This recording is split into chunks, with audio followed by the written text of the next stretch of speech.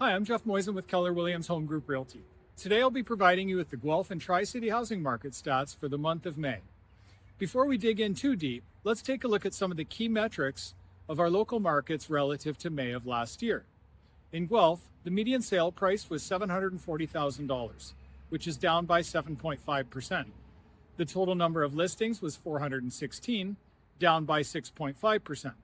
The total number of sales was 166, which is down by 4.6%.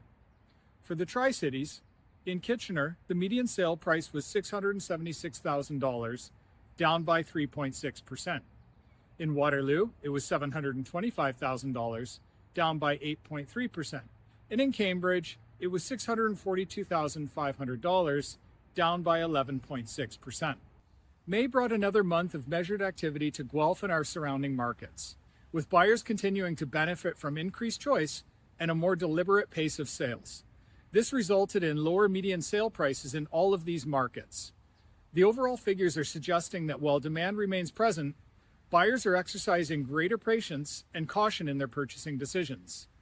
Inventory levels in Guelph remained healthy, although new listings dipped slightly to 416 properties, down by 6.5% from the same time last year. Sales activity also softened, with 166 homes changing hands, representing a 4.6% decline year over year. With fewer sales occurring relative to the number of homes available, Guelph remained firmly in a buyer's territory throughout the month. For buyers, current conditions continued to provide opportunities that were less common during more competitive markets in recent years.